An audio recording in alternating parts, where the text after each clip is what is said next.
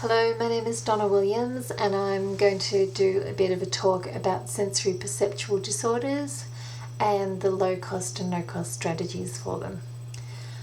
I think two of the most important ones are about visual and verbal processing disorders. So when we talk about visual processing disorders, if I can specify what some of the main ones are social emotional agnosia, the inability to read facial expression, body language and intonation. Face blindness, the inability to recognise one person from another. Sometimes even the inability to recognise one's own reflection. And so that's a world in which faces may be treated as irrelevant. The other one that I think is really important is simultagnosia, the inability to simultaneously process the visual parts as a cohesive whole.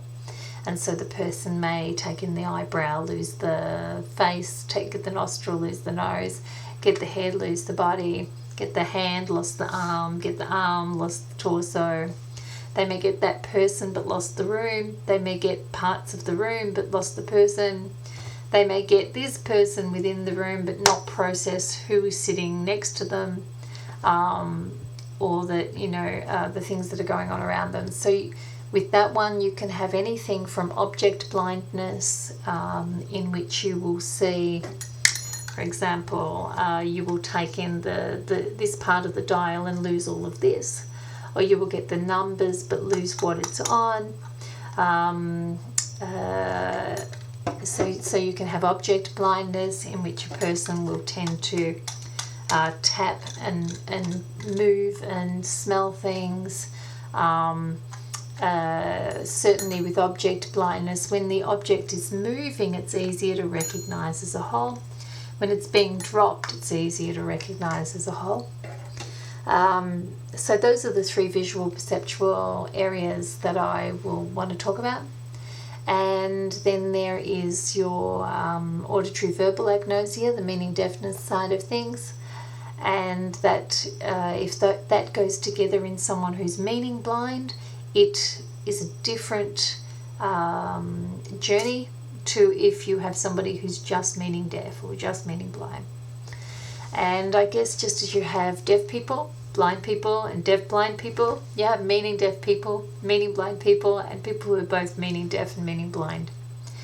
The other area that people may not be aware of is what's called visual verbal agnosia, and this is people who can read but who read without meaning. So how do we get meaning back into what people are reading so that they have that chance to learn from written words. Okay, so when it comes to strategies for meaning deafness, I covered some of that in the communication one. Primarily, you need to make language much clearer, much slower, bullet points, telegraphic speech. Keep it all visual, put it all to gesture if possible. Use representational objects if you have those available. And one of the things people forget is that meaning deaf people may not be able to juggle thought inside their head. They may need to represent thought outside of their head and then be able to juggle it. And this means that if they're talking about what they did yesterday, and then you want them to contrast it with what they're doing today, they'll keep losing the last context. So if you then represent this outside of their head with two pieces of paper, a bunch of stones that say, we were over here and then we went over here and you met so-and-so and you went up on the swings together. And then what we're going to be doing today is represented by another piece of paper, a different maybe collection of sticks, and you say, and this is where you were and you went over here to this person, and then we got in the car and we drove over here. And that way the person has got two movies in a sense of having seen those scenarios played out alongside each other. they get to keep the contrast between those two realities in a way that doing it verbally they may be unable to retain, that as soon as they go to the second one, the first one's all been thrown out. And this gives people also a communication device to be able to not just comprehend what you're saying, but to tell you what's been going on for them. Think about it as mind maps. And of course you can use this, like let's say you want to talk about feelings. So that's your general concept, and then out from there you will have perhaps the really negative feelings or challenging feelings, and then the closeness sort of feelings that people maybe tend to find more acceptable. And then you can talk about these in different levels. So feeling just mildly annoyed, feeling quite agitated, feeling quite angry, having rage, feeling okay about something, really liking something, loving something, being completely compelled about something. And using that mind map model, you can represent this, and you don't need paper. You can do it in the sand, you can do it with sticks, you can do it with stones, but using that mind map model. And if you want to create contrasts, you can put two of these mind map models alongside each other in the sand or in the dirt, and then the person can actually go and manipulate those symbols to show you how their thinking differs from what you're talking about, that sort of stuff. So I think that's a really important tool for people who can't internally mentalize and who are dealing with, say, the meaning deafness stuff. Also, understand that information overload is not just on that channel that you're trying to improve processing in. So you can actually usually improve language processing by improving visual processing. And you'll see I have coloured lenses. Now what's interesting is that although these are a very specialised tinted lens, they're made by a company called BPI, which is in America and in Britain. But this company also makes the regular brown sunglasses tint worldwide, and that tint is called Sahara. And this tint is one of only 8 autism-related therapeutic tints that work for the fragmented vision, visual perceptual disorders, in helping people glue together what they're seeing. But by reducing that information overload regarding visual processing, you also lend more processing time to language processing. And so by managing one channel, you can actually speed up processing on another. And these sunglasses, regular brown sunglasses, commonly will improve processing for some people. So when I've done testing with people with autism using these BPI lenses, around 70% of the people that I have done testing with, and we're talking about since 1996, about 70% of those people say that 3 particular lenses work for them, one of which commonly includes the regular brown sunglasses lens, which is the Sahara. So you can get hold of secondhand sunglasses, and those may actually work for some people. Another thing that you can do is, if you have a visor and you can at least take the sunlight directly out of your eyes, it's the same effect as turning off the overhead lighting. So it basically allows more time to process what's left.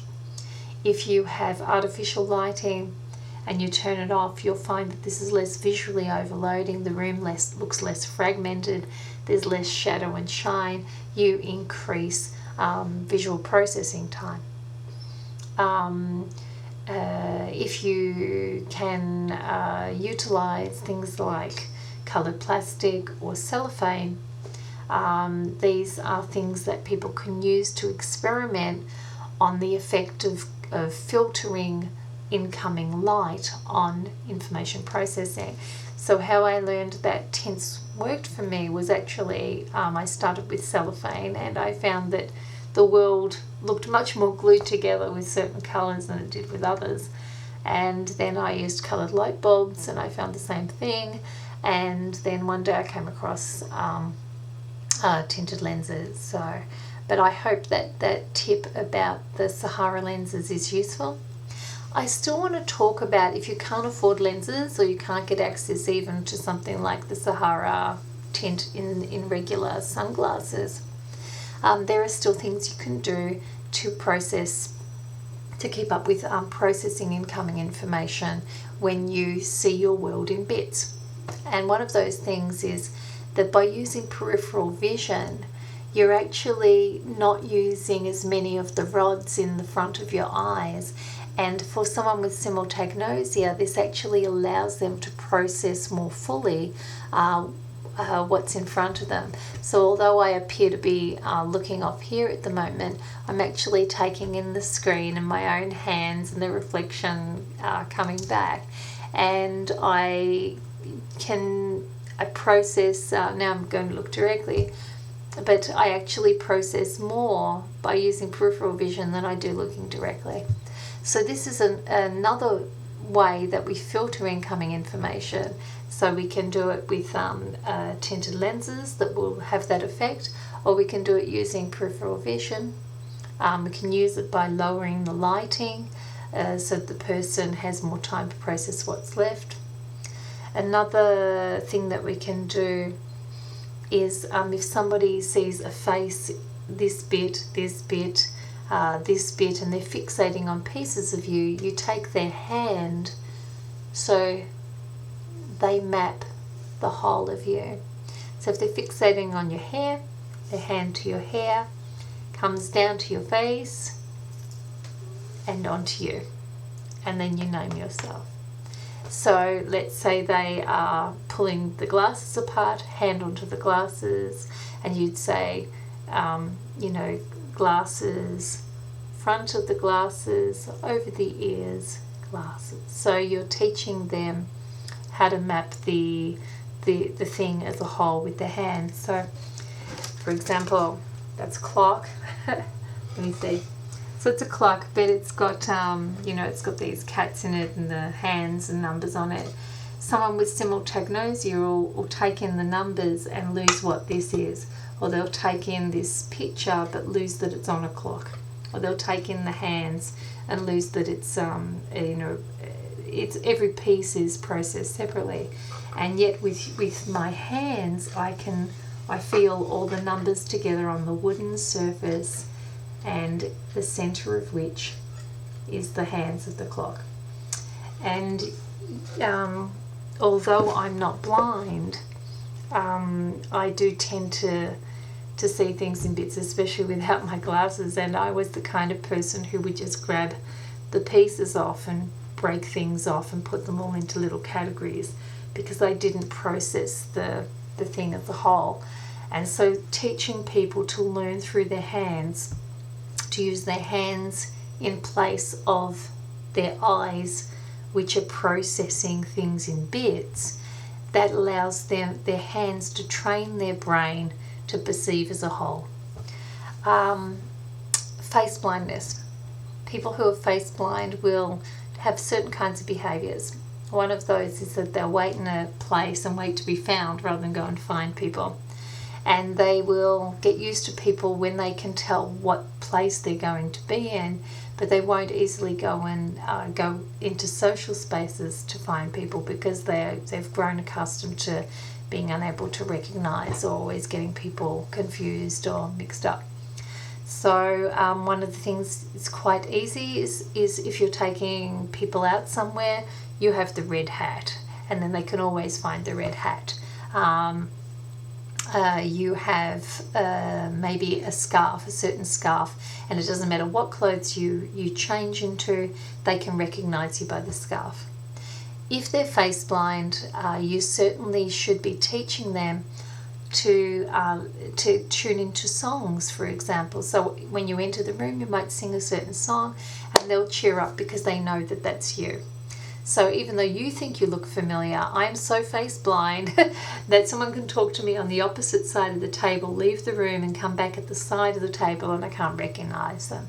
So imagine how unnerving that is, especially when people are trying to take you somewhere new, or that sort of thing. So having that ability to sing a song and they can recognize you, make it your signature in a sense, that's useful. Having the red hat, that's useful.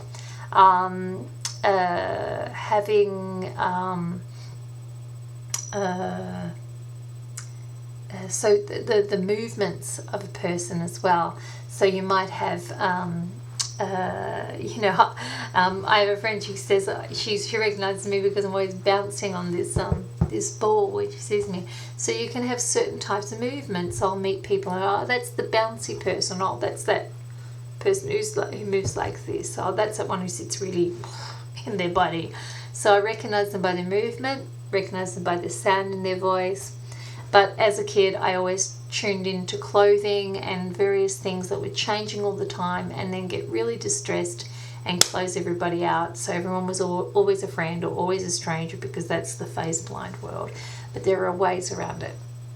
Social emotional agnosia, if you can't recognize facial expression, body language or intonation, then you're living in a completely factual world and you have to be told what's in between the lines because you won't hear it and you won't read it into there, especially if you see your world in bits and you're context blind, and especially if you're also a bit meaning deaf. So one of the things you can do with people with social emotional agnosia is you can formally teach them body language, facial expression and intonation. They won't learn it naturally, but they can rote learn it. And what I do is I get cartoons, and by getting the cartoons, I can use the characters in here and then draw lines of where they're looking to another character, what's the body language in this one, what it means in relation to that one, and then I'll turn the page. So I'm interpreting not just the story, but the reactions of characters that they have some control over processing. Rather than just expecting people to get it in real life. But certainly you can formally teach people to learn the repertoires of facial expression, body language and intonation, even though they won't naturally pick it up without formal instruction to build up that sort of dictionary. Okay. So I hope that that has been useful to you, and that's it for me. Thank you. Bye.